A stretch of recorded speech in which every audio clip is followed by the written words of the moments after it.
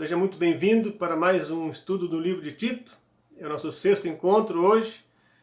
Até aqui nós temos aprendido sobre como escolher lideranças na igreja e como ser um líder segundo o coração de Deus. Aprendemos que a carta de Tito é uma das cartas pastorais, ao lado de 1ª e 2ª Timóteo. Também aprendemos que quem escreve essa carta é o apóstolo Paulo para seu cooperador Tito, que estava em Creta, uma ilha que tinha várias igrejas cristãs, uma ilha que ficava perto da Grécia. Então, vamos continuar estudando esse livro, são 3 capítulos. Na semana que vem a gente começa o 2º capítulo, pois hoje estamos terminando o 1º. E antes de irmos para a mensagem, sempre aquele recado especial: se você gostou do vídeo, curte ele, dá aquele joinha, compartilhe ele nas suas redes sociais para que mais pessoas possam também ver esse vídeo e conhecer da palavra de Deus. Se inscreve aqui no canal, é só clicar aqui no botão vermelho aqui embaixo, se você ainda não é inscrito. Também participa com a gente, comenta, diga o que você achou. Participa com a gente também com as suas ideias, com as suas impressões sobre o vídeo.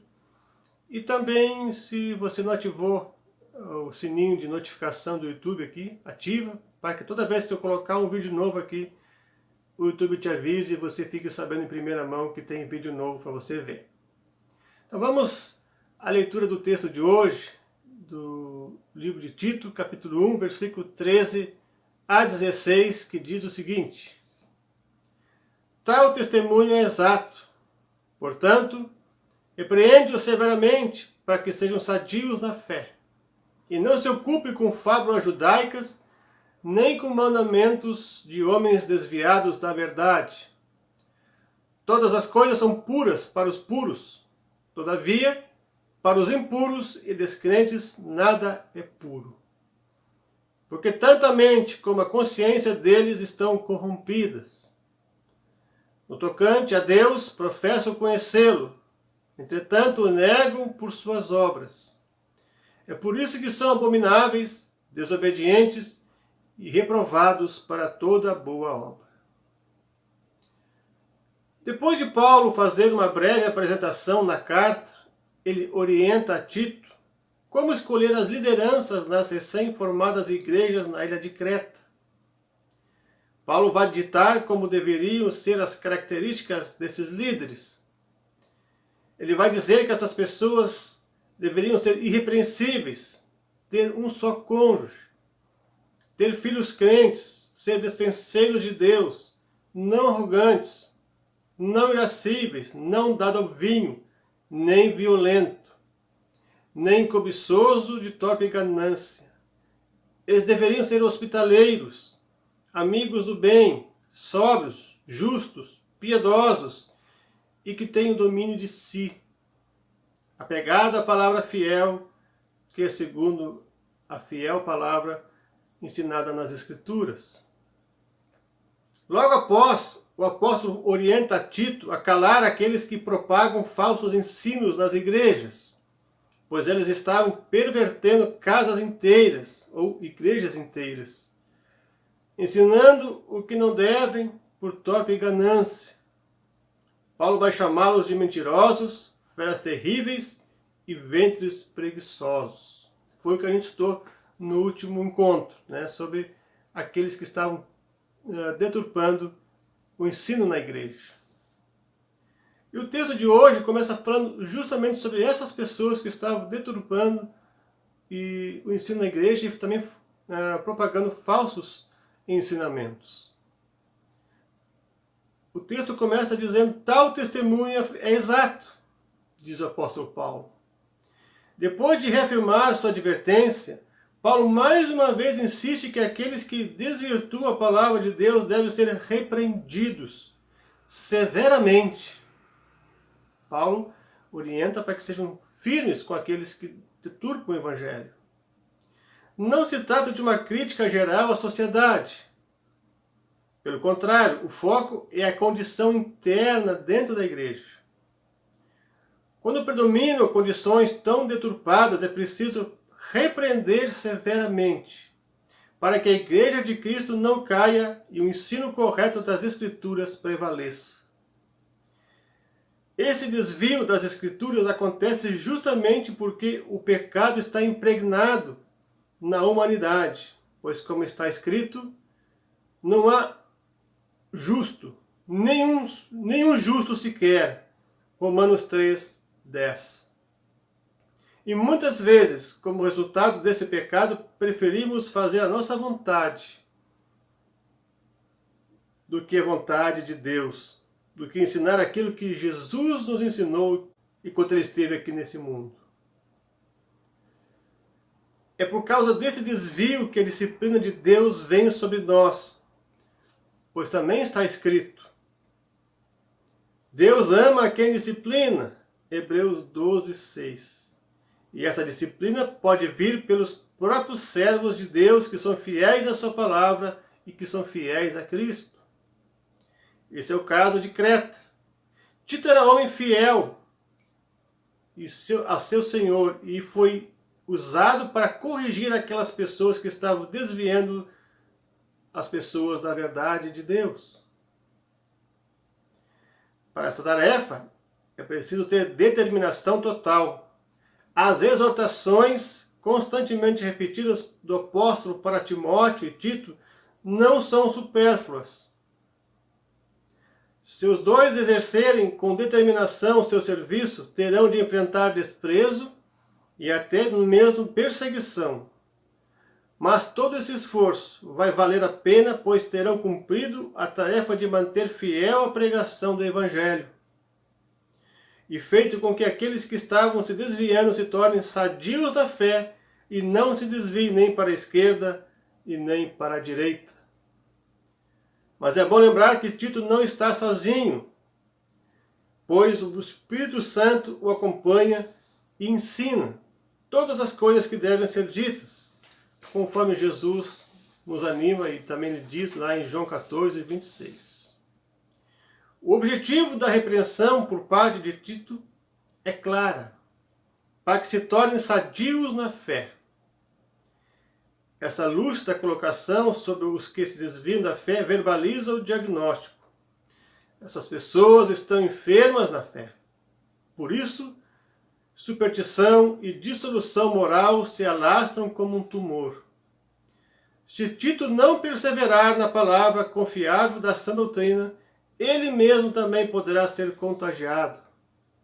Mas se enfrentar com toda a determinação a confusão por meio da palavra da verdade, isso redundará para os hereges em que se restabeleçam na fé.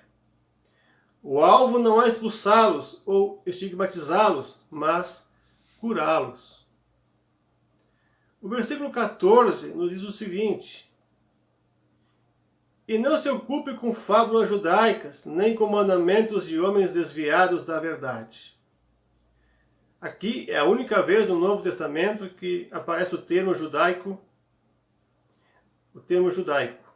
No grego, fábulas têm o significado de conto ocioso, histórias fantasiosas e lendas, coisas que não existem, que são muitas vezes usadas como histórias reais para dar sentido a alguma coisa, ou para justificar algum ensinamento.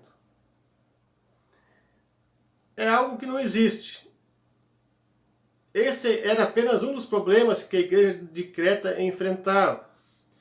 Outro problema eram os mandamentos criados por homens que se desviavam da verdade, que são preceitos de cunho ritual. São rituais que, segundo o pensamento humano, é preciso cumprir para estar de acordo com a vontade de Deus. Os evangelhos chamam esses mandamentos de tradição dos antigos. Quem institui e ensina mandamentos próprios põe de lado os mandamentos de Deus e distancia-se da verdade, da fé em Cristo e do Evangelho. Como diz em 2 Timóteo 4,4, quem der atenção a esses ensinos se recusará a dar ouvidos à verdade, entregando-se às fábulas. Um exemplo desses falsos ensinos pregado pelos falsos mestres é de que para ser aceito por Jesus é necessário ser circuncidado. Por isso que Paulo vai se referir a eles como os da circuncisão, um pouco antes, num versículo anterior que nós lemos já no estudo da semana passada. Aqui importa lembrar que a verdade é Jesus Cristo, que se entregou por nós na cruz e nos redimiu. Por isso, a salvação é uma dádiva e jamais pode ser conquistada por nós, mas ela é nos dada por meio da fé no Cristo crucificado que agiu em nosso favor. Não existe obra que pode substituir a obra redentora de Cristo na cruz do Calvário, pois obras humanas não salvam. Justamente, os da circuncisão tentavam ensinar, ou estavam ensinando, que para ser aceito por Deus é necessário fazer alguns ritos que os judeus faziam na época do Antigo Testamento, como nós vamos ver mais à frente, como circuncisão, também como sacrifício de animais, observar o calendário judaico e tantos outros. Nós chegamos ao versículo 15, que nos diz o seguinte: todas as coisas são puras para os puros, todavia para os impuros e descrentes nada é puro, porque tanto a mente como a consciência deles estão corrompidas. Todas as coisas são puras para os puros, diz o texto. Paulo fornece uma resposta orientadora para o conflito concreto. Em Atos 10, temos um relato muito claro do conflito entre a fé cristã e os rituais de purificação dos judeus. Numa visão, Pedro é desafiado a comer animais impuros. Diante de sua recusa, a voz que vinha dos céus lhe respondeu: não consideres impuro o que Deus purificou. Prescrições e ações de purificação exterior, como costumes e hábitos de cunho religioso, não podem apresentar um ser humano como puro diante de Deus, nem seu cumprimento tornar alguém impuro. É bem lógico que esse assunto gerava conflitos para todo judeu que ingressava na comunidade cristã. Se antes se pensava em conquistar a salvação por práticas religiosas e obedecer à lei, como circuncisão, sacrifícios, banhos de purificação, observação de calendários, agora, com a chegada do Evangelho de Jesus Cristo, a salvação é pela graça, não precisa de obras humanas, basta somente crer no Salvador.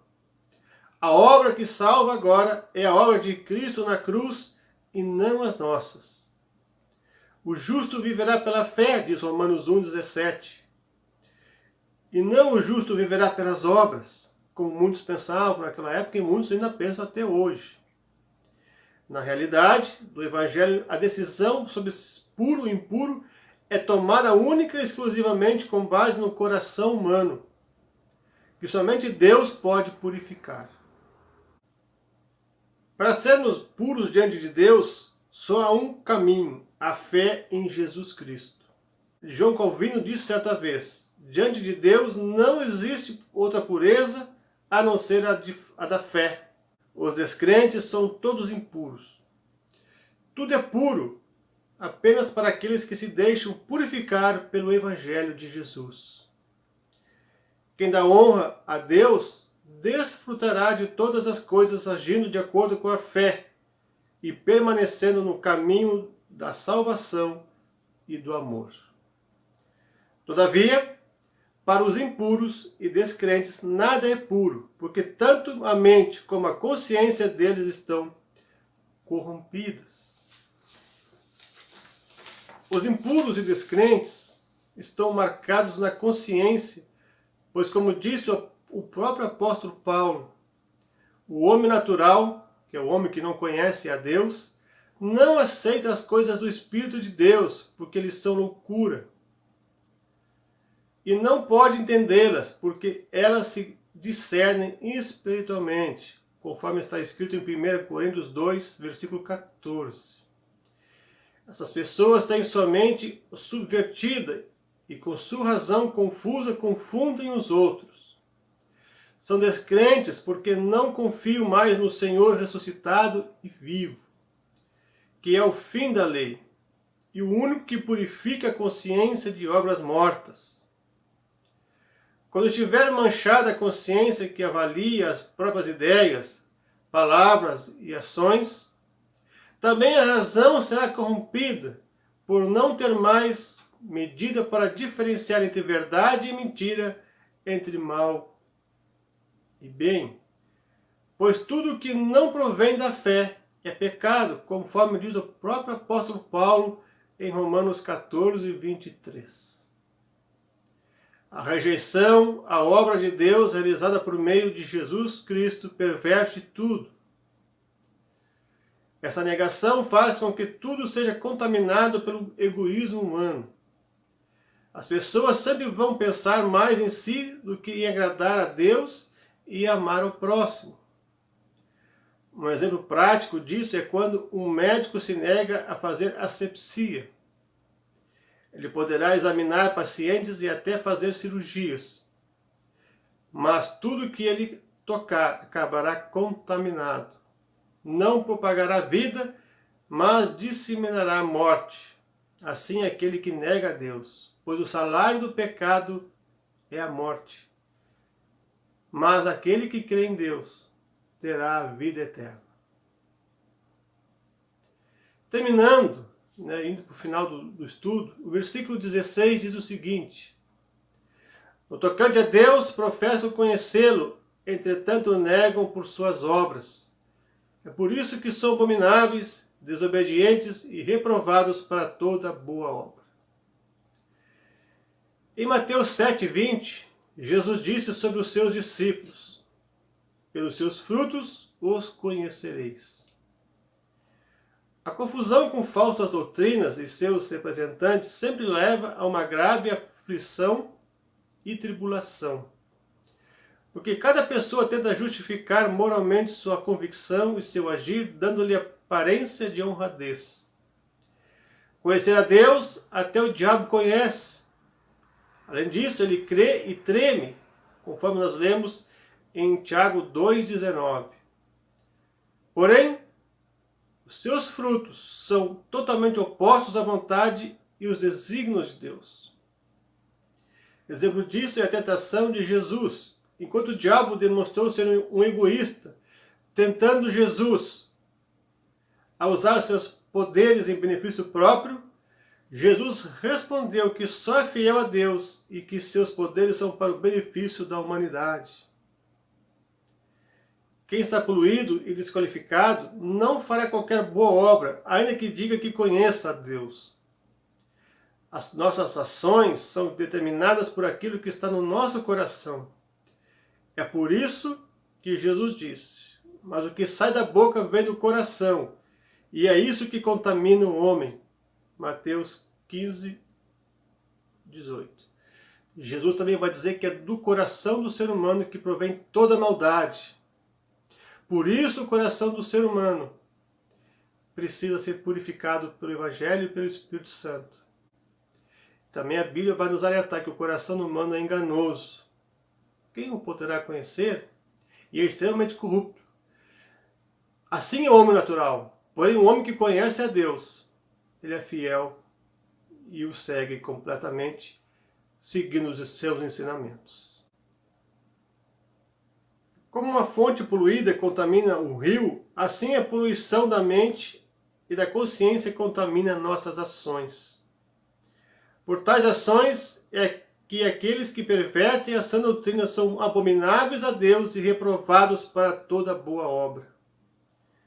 Para mudar isso é preciso que a mente e coração humano sejam transformados e renovados pela ação do Espírito Santo, para que experimente qual seja a boa, agradável e perfeita vontade de Deus, conforme está em Romanos 12, 2. E sejam regenerados e conhecedores da sã doutrina, a fim de que o homem de Deus seja perfeito e perfeitamente habilitado para toda boa obra, conforme Paulo escreve a Timóteo, na sua segunda carta, capítulo 13, versículo 17. Essa é a razão pela qual Tito deve insistir em que a igreja seja criteriosa na escolha de suas lideranças, pois é necessário que as pessoas que vão ocupar esses cargos tenham um coração segundo a vontade de Deus e ame mais o Senhor da igreja e sua palavra do que a si mesmos, e sejam regenerados pelo Espírito Santo, tenham o coração transformado e sejam habilitados para toda boa obra. A obra da salvação, ela não só nos salva para a vida eterna, mas ela transforma nossas vidas, ainda aqui nesse mundo. E quem faz essa obra é o próprio Senhor da igreja, é o próprio Senhor Jesus. É Ele que chama os seus para a igreja. É Ele que chama aqueles que devem ensinar. E muitas vezes, quando há pessoas que não ensinam corretamente a palavra dentro da igreja, talvez pode ser Deus punindo a sua igreja por não ser fiel. Até que ela aprenda que só há um caminho, que a verdade da palavra de Deus é aquela que nós encontramos na Sagrada Escritura, não é aquela que provém das nossas ideias, não é aquela que provém de ideologias mundanas, mas é aquela que a Sagrada Escritura nos aponta. Como tem sido as tuas obras? Os teus frutos têm demonstrado que você é um filho de Deus? Ou as tuas ações têm reprovado a ti? Pois embora muitas vezes a gente fale de Deus, a gente não pratica aquilo que Deus nos ensina, por isso as nossas obras nos reprovam. Como tem sido assim? Como tem sido isso na tua igreja? As obras dos líderes têm sido obras que são fiéis ao Senhor Jesus ou demonstram infidelidade?